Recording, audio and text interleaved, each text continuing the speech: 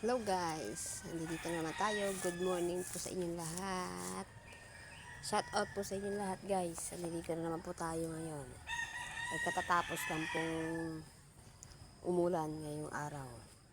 Dahil basa-basa pa ang ating lupa guys. Ayan o. Katatapos lang guys umulan.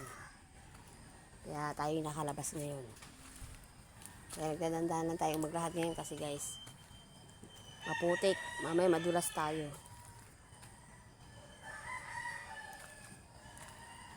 Hindi tayo ngayon makapagwalis guys ngayon kasi nakadikit na po sila sa putik ang mga dahon-dahon.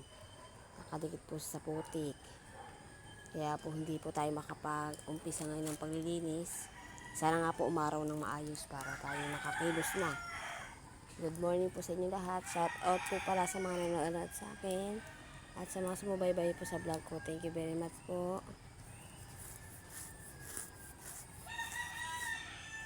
Ako po ay nangungulit na naman guys. Andito na naman po tayo. At may dahon o basang-basa pa guys.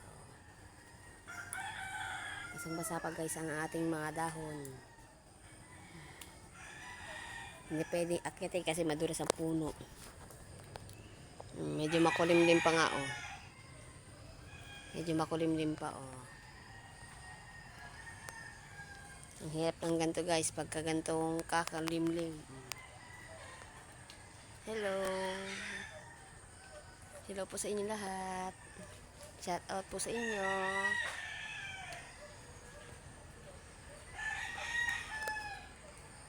Thank you very much po sa babay sa vlog ko. Thank you very much po sa inyo lahat. Tignan nyo guys, ang aking likod hindi natin mawalisan. Kasi nga, matindi ang dikit sa lupa. Ayan o. Matindi ang putik dito. Pag nagwalis ka, dumidikit yung mga dahon. Kailangan mo pandamputin. Dadamputin mo, kaya tutusukin mo siya ng tingting para makuha mo yung mga dahon. Kasi dikit-dikit na po sa putik. Kaya ang hirap po magwalis. Masakit dito sa kamay. Masakit siya. Kaya ang hirap guys. Ang hirap po mag-intindi pagka gantong umuulan. Sobrang hirap guys.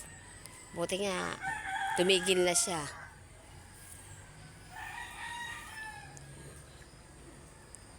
Mahirap yung gusto mo nang kumilos ng maayos para maaga matapos. Hindi mo magawa kasi ganito ang ating panahon. Diba guys? Nakapaglaba ka man lang ng mga damit mo para matuyo kagad, hindi rin. Kasi hindi tumitigil ang